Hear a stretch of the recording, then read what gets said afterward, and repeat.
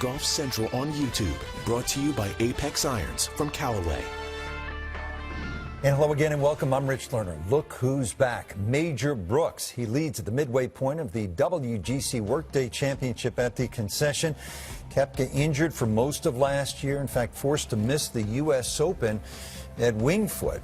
He returned final day 65 to come from behind and win the Waste Management Phoenix Open earlier this year.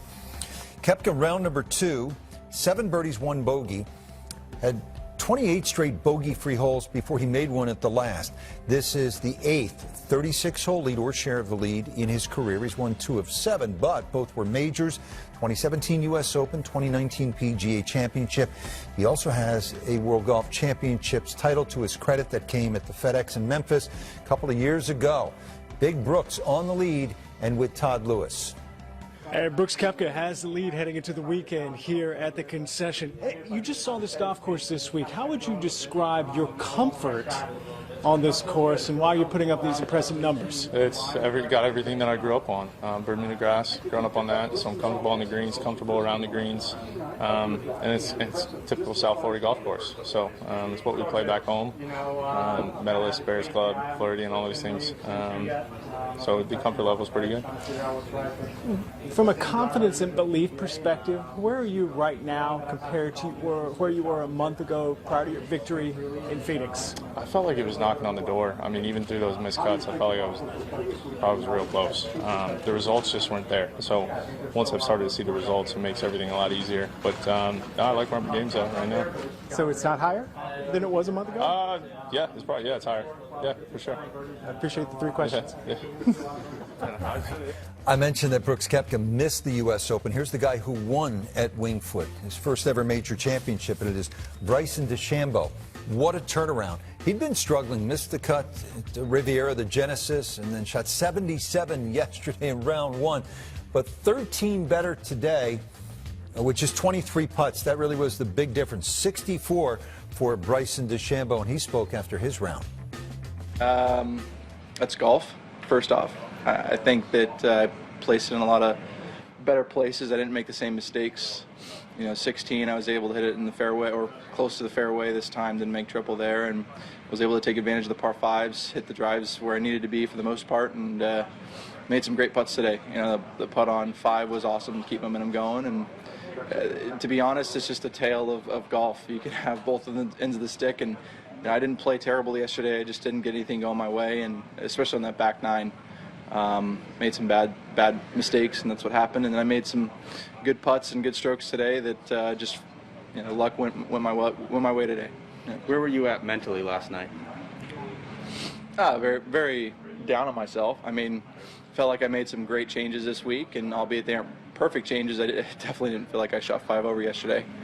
So I knew coming into today, just keep your head down and keep going in the right direction, and try to keep going in the right direction, making the same swing. And I was fortunate enough to persevere today. It was a lot of perseverance. My caddy kept me strong, and we just kept plodding along and making some great putts out there. What were the changes you were making? Golf swing. I mean, there's some weird stuff going on right now at high speeds, and you could see it last year. I was hitting it really hard and it was going really far, but there were times where I'd go really far off the map as well, and I'm trying to understand why those occur, and sometimes it's not necessarily golf swing. There's just technology that we don't know about yet that is hindering it, unfortunately, across the board. Nobody knows how to have it play, at a 200-mile ball speed and barely miss-hit it. Sometimes it doesn't react the way you think it should.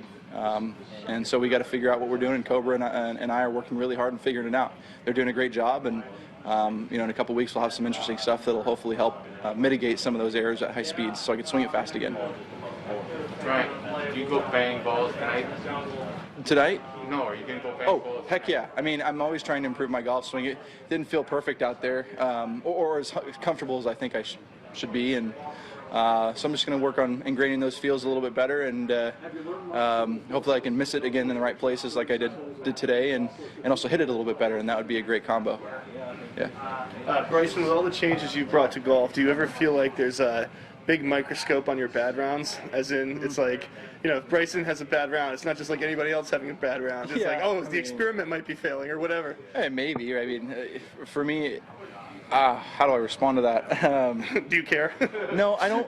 I do care, obviously, because I want people to understand that I'm trying to make it good for the game of golf. I want people to see that I'm working as hard as I possibly can and trying to do it in a way that can show these amateur golfers there's an easier way to do it. And when I fail, I feel like I let everybody down for the most part. But, for me, I just got to keep plotting along and doing my best. I know I'll get there eventually. So you carry the revolution on your shoulders? No, I don't carry it all on my shoulders. It's still, I want to play good golf on my own, too. But yeah, thank you. All right, thanks. Big shoulders, though. He's lost a little bit of weight, trying to scale back on those protein shakes from 7 to maybe just a few a day.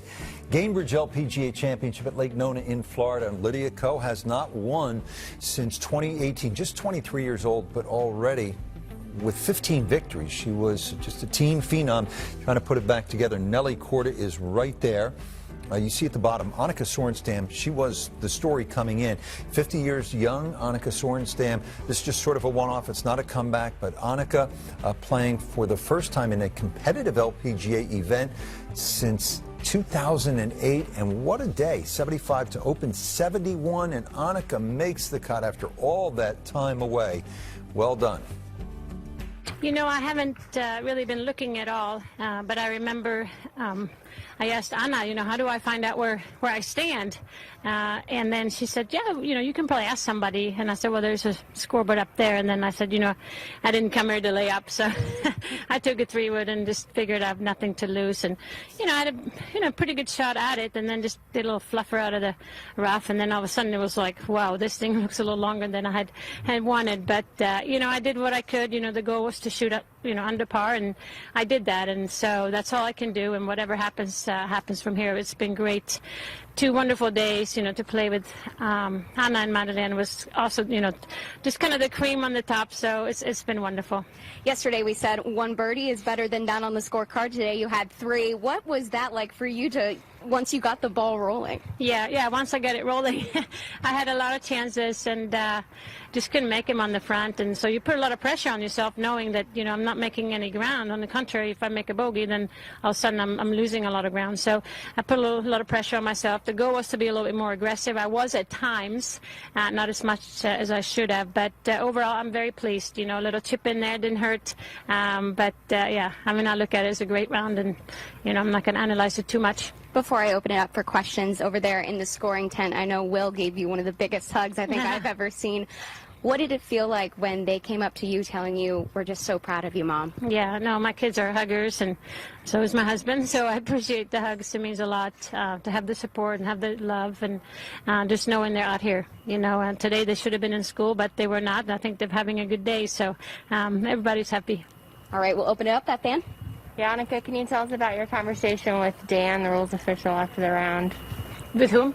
The rules official after the round. Oh, yeah, he came up to me and, you know, yesterday on number 5, when I hit that, when I hooked it, I should say, when I was next to the fence and we were just discussing the rules and he was there to help me and he asked a few questions and, but, you know, I followed his directions and so he wanted to apologize. He said he was wrong. I could have opened the gate and I could have played, but, you know, he said, you know, this is going to hurt me. This is eating me inside. And I said, you know, please don't feel that way. You know, I appreciate it. He said, I won't make that mistake again. And I said, well, I won't hit there anymore. So, you know, those things happen. The rules have changed. You know, it's the way it goes. Okay.